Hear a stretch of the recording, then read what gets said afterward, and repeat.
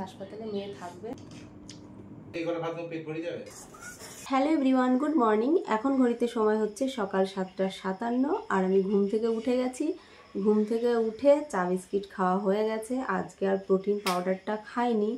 কেন বলো তো, সকালবেলা উঠে প্রোটিন পাউডারটা খাই তো আমার মনে হচ্ছে ওটা খেয়ে অ্যাসিডিটিটা বেশি হচ্ছে, যার জন্য পিঠের ব্যথাটাও বেশি বাড়ছে। কালকে রাতের বেলায় ডক্টরকে ফোন করেছিলাম, ফোন করে বললাম যে আমার এরকম পরিস্থিতি, প্রচণ্ড পরিমাণে ব্যথা করছে, নিঃশ্বাস নিতে কষ্ট হচ্ছে।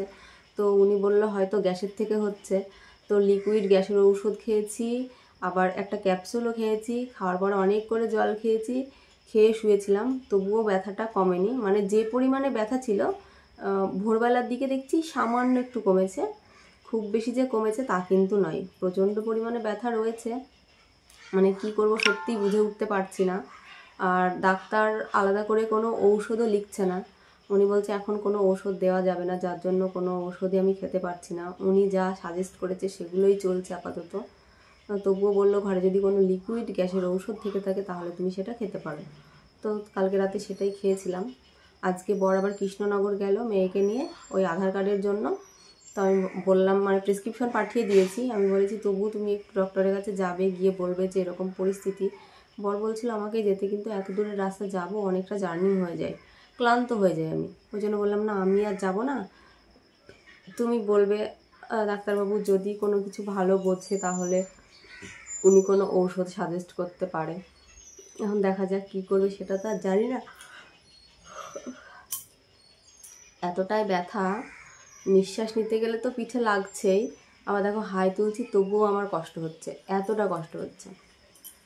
আর শুয়ে তো থাকতেই পারছি না, বসে থাকলেও নড়াচড়া করতে পারছি না। এরকম করে কি হয় তোমরাই বলো। তো দেখা যাক কি হয়। বিছানা টিছানা পড়ে রয়েছে, মেয়ে আর বর বেরিয়ে গেছে। বরই চা বানালো সকালে উঠে, আমি এখনও বাসি নাইটটাও আজকে চেঞ্জ করিনি। ভাবছি আরও 2-10 মিনিট শুয়ে থাকবো, শুয়ে থাকার পরে উঠে বাসি নাইটটা চেঞ্জ করে তারপরে রান্না বসাবো। আজকে ডাল আলু ভাজা ভাত করব। মানে কোনো কিছু রান্না করতেও ইচ্ছা করছে না। শরীরটা যদি ভালো না থাকে না, কোনো কিছু যেন করতেও ইচ্ছা করে না। কিন্তু রান্না তো দুটো করতেই হবে, পেট যেহেতু রয়েছে, খেতে যেহেতু হবে, দুটো তো মানে যাই হোক ডাল ভাত হলেও রান্না করতে হবে না। আজকে মসুরি ডাল আলু ভাজা ভাত করব ভাবছি, একটু পরেই বসাবো। সবে তো মেয়ে আর বর গেছে, ওরা আস্তে আস্তে 10টা 10:30 মনে হয় বেজে যাবে। তো চলো সারাটা দিন তোমরা সাথে থাকো, কাজবাজ পরে শুরু করব। আগে মিনিট করে একটু শুয়ে থাকবো, তারপরে বাসি নাইটিটা চেঞ্জ করে সোজা চলে এসেছি রান্নার দিকে। ভাত ডাল তো অলরেডি বসে গেছে, ভাত ডাল সেদ্ধ হতে হতে এদিকে কেটে বেছে রেডি করে নিই। যদিও আজকে কাটতে অনেকটাই সময় লাগবে, বেশি কিছু যদিও কাটার নেই, শুধু আলু কাটবো, পেঁয়াজ কাটবো আর ওই যে কাঁচা লঙ্কা, মানে এইগুলো কাটতেই সময় লাগবে। কেন বলো তো, বটিতে কাটলে তাড়াতাড়ি হয়, মানে বটিতে কেটে আমি অভ্যস্ত, এটাতে কেটে আমি অভ্যস্ত নই, যার জন্য এগুলোই কাটতে ভীষণ সমস্যা হয় আর অনেকটা লেট হয়ে যায়। কিন্তু কিছু করারও নেই, আমি নিচে বসতেই পারছি না, এতটাই ব্যথা। তো যার জন্য আর কি এই যে উঁচু জায়গা বসেই একটু লেট হোক তবুও ধীরে স্থিরে কেটে নিই। আর আজকে কারেন্টে এত জ্বালাচ্ছে কি বলবো, যেমন গরম পড়েছে তেমন কারেন্টে জ্বালাচ্ছে, মানে আসছে যাচ্ছে, গেলে 10 মিনিট 15 মিনিট পরে আসছে, এসে আবার আধা ঘন্টা 1 ঘন্টা থাকছে কি থাকছে না, আবার কারেন্টটা পালিয়ে যাচ্ছে।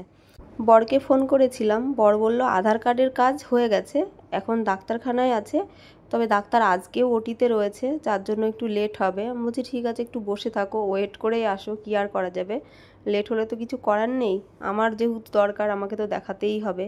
ওইদিকে ভাত নেমে গেছে, আর এই যেদিকে ডালটা দেখো, ডালটা কেমন ফ্যাকাশে, হলুদ দিলাম তবুও যেন দেখো কেমন কেমন লাগছে, সানরাইজ হলুদ, তবুও কালার হয়নি। বেশি হলুদ দেবো না, আবার বেশি হলুদ হলে আবার খাওয়া যাবে না, গন্ধ লাগবে। ডাল নামিয়ে রেখে এই যে বেসনের বড়া ভেজে নিচ্ছি, খেতে ভীষণই ইচ্ছা করছে। আর বেসনের বড়া খেতে আমি খুব ভালোবাসি, লঙ্কা দিয়ে, পেঁয়াজ দিয়ে না তাই বলে, কিন্তু এত গ্যাস তো খেতে ভয় লাগছে, তবুও একটা খাবো, কি বলো, আত্মাকে তো কষ্ট দেবো না। তো ফাইনালি বর আর মেয়ে বাড়ি এলো, এখন 11:30 বাজে। আমি রান্নাবান্না সেরেই শুয়েছিলাম, আমার খাওয়া হয়নি। বরকে ফোন করে বলেছিলাম যে গরম গরম সিঙ্গারা নিয়ে আসতে, ও আনতে ভুলে গেছে। কালকে রাতেও ওকে বলেছিলাম যে গরম সিঙ্গারা এনে তো, খুব খেতে ইচ্ছা করেছে। আবার বাড়ি এলো, বাড়ি এসে আবার গেছিলো সিঙ্গারা নিয়ে আসতে, সিঙ্গারা নিয়ে আসলো, এই যে আমি একটা খাচ্ছি আর একটা রেখে দিলাম, পরে খাবো। দুটো সিঙ্গারা একসাথে খেতে পারবো না। মেয়েকে বললাম খাবি, মেয়ে বললো না মা আমি খাবো না, আমি ডাল পুরি খেয়েছি, খিদে নেই। তো বর একটু ভাত খেয়ে নিল, ও এখন যাবে কাজে অনেক দূরেই। প্রথমে বলেছিল যে টিফিন কৌটোতে ভাত দিয়ে দাও, ওখানে গিয়ে খাবো। আবার দেখছে এদিকে 11:30 12:15 বাজতেই চললো, যার জন্য এই যে ভাত দুটো খেয়ে নিল। আর এই যে অনেক বড় লোকসান হয়ে গেছে। 1 কিলো এনেছিল জিওল মাছ, তার মধ্যে এই যে অনেকগুলো মাছ আজকে মরে গেছে। 2 দিন রান্না করেছিলাম, বেশি অর্ধেকই ছিল বলতে পারো। তার মধ্যে দেখছি মাছ প্রায় মরে গেছে, যেগুলো ভালো ছিল মানে তাজা ছিল সেইগুলো বরকে বললাম কেটে দিতে, সেইগুলো এখন রান্না করছি। মানে রান্না বান্না সারার পরে আমাকে আবার মাছটা রান্না করতে হচ্ছে। আজকে ভাবলাম ডাল আলু ভাজা দিয়েই চালিয়ে দেবো, মাছ খেতে ইচ্ছা করছিল না, রান্না করে আমি খাবো না, আমার ইচ্ছা নেই গো আজকে মাছ খেতে, কেন জানি না। আসলে পরপর 2 দিন মাছ খেয়েছি তো ওই জন্য ইচ্ছা করছে না। তবে রান্না করে দিলাম, বর মেয়ে আমার শাশুড়ি মা খাবে, তবে আমি আজকে আর মুখে করছি না। তো চলো ওইদিকে কাজ তো কমপ্লিট হয়ে গেছে, ভাত খেয়ে নিয়েছি অল্প একটু, এগুলো মেলে দিয়ে ঝাড় দেবো, ঝাড় দিয়ে স্নান করে উঠবো। স্নান করে উঠে তারপরে দেখা হচ্ছে, কখন যে কি হবে।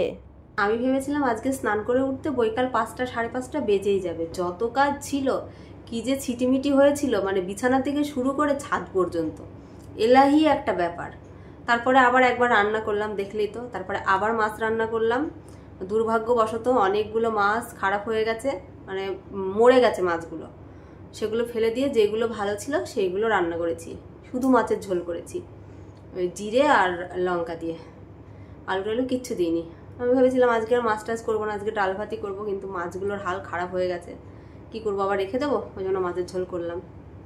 সেই রান্নাবান্না সেরে উঠতে তো প্রায় 12:30 1টা বেজেই গেল।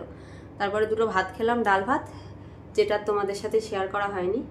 যেই ডাল ভাত খেতে বসলাম সেই যে কারেন্ট গেছিল, তারপরে কারেন্ট এলো যখন আমি ঘর ঝাড় দিই তখন, কি বলবো, ভাগ্যিস কাঁচা হয়ে গেছিলো, 2 মিনিট বাকি ছিল তুলে নিয়েছি। কাঁচা হয়ে গেছে, জলটা আর কি ঝরাচ্ছিল, হাফ জল ঝরে গেছে, একটু একটু জল ছিল, ওটা বের করে মেলে দিয়েছি। অনেকগুলো ড্রেসপত্র, রোদও ছিল না, দিয়ে যে রোদ উঠেছে এখন, সব উল্টে পাল্টে দিয়ে এলাম। আশা করি যদি আধা ঘন্টা রোদ থাকে তাহলে শুকিয়ে যাবে। আর এই যে ভাত তরকারিগুলো এনেও ঘরে রাখলাম, আমি হাঁপিয়ে গেছি গো, মানে একইভাবে কাজ করে গেছি। বিছানা গুছিয়েছি, গ্যাস মুছেছি, টেবিল মুছেছি, ওখানে বর ছাদের উপরে মাছ কেটেছিল ওই জায়গাটা মুক্ত করলাম। বালতির মধ্যে সেই মাছ মরে গেছিলো, বালতি সেই কেমন একটা গন্ধ বেরোচ্ছিল, সার্ফ দিয়ে ধুয়েছি, 3-4টে বালতি ধুয়ে রেখেছি। অনেক কাজ করেছি, অনেক কাজ, হাঁপিয়ে গেছি, আর পারছি না। এখন আর খাওয়া দাওয়া করছি না, আবার পরে খাচ্ছি। এখন 2:30 মতো বাজে, ওই 3:30 4টে নাগাদ দুটো খাবো। ডাল ভাত তো খেতে ইচ্ছা করছে না, যদিও মাছ করেছি, তবে মাছও খেতে আজকে ইচ্ছা করছে না। পরপর 2 দিন খেয়েছি, আর মনে চাইছে না যে মাছ খাই। সোনা যদি খাই তো খাবে, ভাত তুলে নিয়ে খাবে। এখন আমি শোবো, এখন তো আপাতত উঠছি না, আর পরে উঠবো। এডিট বাকি আছে, দেখি এডিটটা কমপ্লিট করতে পারি কি। কথা বলতে গিয়ে হাঁপিয়ে যাচ্ছি। বর এসে ও দুটো ভাত খেলো, খেয়ে ও গেছে কাজে, সে অনেক দূরে কাজে গেছে। আমাকে ফোন করেই বলছে, কৃষ্ণনগর থেকে ফোন করেই বলছে যে তুমি আমাকে টিফিন কৌটোতে ভাত বেড়ে দাও, আমি ভাত নিয়ে চলে যাব। তাই বলছে, তুমি আসবে তারপরে তো ভাত বেড়ে দেবো, না আগেই ভাত বেড়ে রাখবো। তারপরে এলো, আমি বলছি মাছের অবস্থা মানে খারাপ, দেখো মাছ মানে মরে গেছে। আবার মাছগুলো কেটে বেছে দিয়ে তারপরে দুটো ভাত খেয়ে ও গেছে। আর ডাক্তার দেখিয়ে এসেছে, তবে ঔষধ আনা হয়নি। আমি কালকে রাতে ফোন করেছিলাম ডাক্তারবাবুকে, তো উনি বলেছিল যে গ্যাসের ট্যাবলেট খেতে। খাওয়ার পরেও আমি সকালে উঠেও মানে আমার কমেনি, ওই রকমই আছে। তো ওই জন্য আবার প্রেসক্রিপশন দিয়ে বরকে পাঠিয়েছিলাম। তো কিছু মেডিসিন লিখেছে, মেডিসিনগুলো এখনো আনা হয়নি। বর বললো আমি কাজের থেকে আসি, এসে তারপরে এনে দেবো। পিঠে এত পরিমাণে ব্যথা, কি বলবো, প্রচণ্ড ব্যথা। তো যাই হোক, চলো পরে আসছি, একটুখানি শুয়ে থাকি, পরে দেখা হচ্ছে আবার। 4:20 বাজে, দেখো খেতে বসলাম। আমি ডাল দিয়ে ভাত খাচ্ছি, আর সোনা মাছ দিয়ে ভাত খাচ্ছে। দেখো মাছ খেতে আমার একদম ইচ্ছা করছে না আজকে। তাছাড়াও কালকে থেকে পিঠের ব্যথা যা বেড়েছে, অ্যাসিডিটি হয়ে যাবে তাই মনে হচ্ছে, ওই জন্য আমি খাচ্ছিও না। ওকে দিয়েছি মাছ দিয়ে ভাত, আর আমি মসুরির ডাল দিয়ে খাচ্ছি। একটু লেবু হলে ভালো হতো, কিন্তু লেবুটা আবার কে কাটবে, এখন আলসেমি লাগছে লেবু কাটতে, শুধুই খেয়ে নিই। কী বলো তোমরা, তাই না? তো চলো খাওয়া দাওয়া করি। ড্রেসপত্রগুলো প্রায় শুকিয়ে এসেছে, ওগুলো তুলতে হবে, তুলে ভাঁজ করতে হবে, এই কাজ রয়েছে। আর তাছাড়া কোনো কাজ নেই এখন। দুধ খাবি না? না, দুধটা একটু গরম করে নিয়ে এসো তো, দেখি কেমন পারো আজকে। শুধু খাতা নিয়ে আসলে তো পড়াশোনা হবে না, তার সাথে বইটাও লাগবে তো।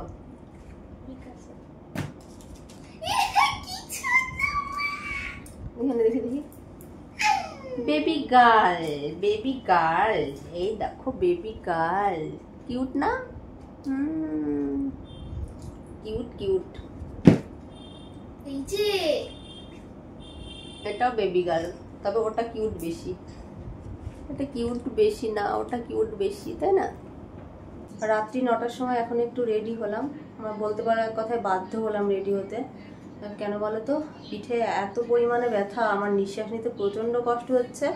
বরকে তো সকালবেলায় ডাক্তার দেখাতে পাঠিয়েছিলাম, দেখিয়ে এনেছে। উনি প্যারাসিটামল কিছু ঠান্ডার ঔষধ লিখেছে, তবে সেই রকম ঠান্ডা আছে বলে আমার মনে হয় না, জ্বরটা তো আসছেই না। তবুও লিখেছে, আবার ওখানে লিখে দিয়েছে একটা ফিজিশিয়ান ডাক্তার দেখাতে। তবে এই রাতের বেলা ফিজিশিয়ান ডাক্তার আমি এখন কোথায় পাবো হাসপাতাল ছাড়া, বলো? কালকে যেতে গেলে সেই কৃষ্ণনগরে, কিন্তু আমার সত্যিই প্রচণ্ড সমস্যা হচ্ছে। তো যার জন্য ভাবছি না, হাসপাতালেই আগে একটুখানি দেখিয়ে আসি। যদি কোনো কিছু ওষুধ সাজেস্ট করে, রাতটা অন্তত ভালো থাকবো।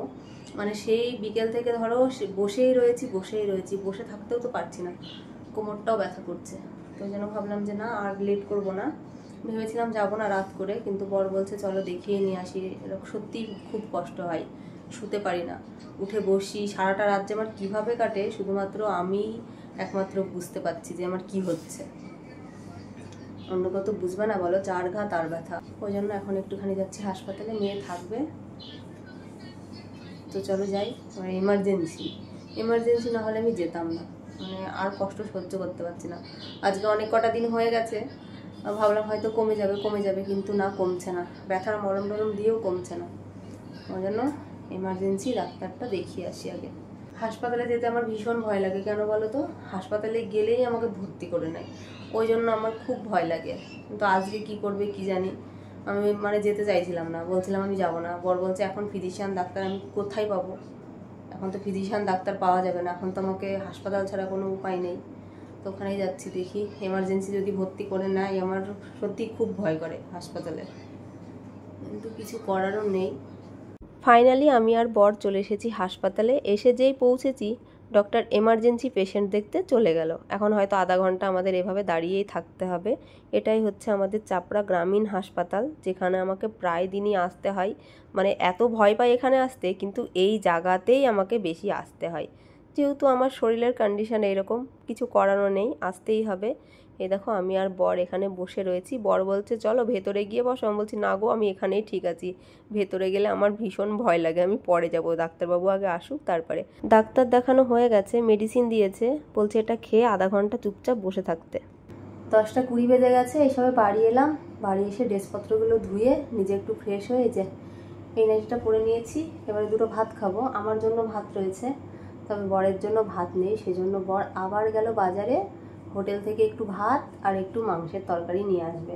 কেননা মাছ রান্না হয়েছে, মাছ খেতে একদম ভালো লাগছে না, মাছ মাকে দিয়ে দেওয়া হয়েছে। আর মানে খেয়েছিস মাছ? মানে একটা মাছ খেয়েছে, আর বাকি যেগুলো ছিল মাকে বললাম খেয়ে নিতে, মা খেয়ে নিয়েছে। ডাল রয়েছে, আমি অবশ্য ডাল দিয়ে ভাত খাবো, কিন্তু বর বললো আমি 2 পিস হলেও মাংস কিনে নিয়ে আসবো হোটেল থেকে, মাংস এনে খাবো। ভাত আর মাংস আনতে গেছে, আমার জন্য যা ভাত আছে আর ডাল আছে ওটুকু দিয়ে আমি এখন খেয়ে নেব। কিন্তু বর আসুক, এসে বেড়ে দিক, পাচ্ছি না, হাঁপিয়ে গেছি। গিয়ে বসেইছিলাম কিন্তু হাঁপিয়ে গেছি। ওখানে গেলাম, ঔষধ দিল, ঔষধ খেলাম, খেয়ে বললো আধা ঘন্টা বসে থাকতে। বসেছিলাম, বসে থাকার পরে বললো একটু কমেছে, হালকা একটু কমেছে, যদিও পুরোপুরি এখনও কমেনি।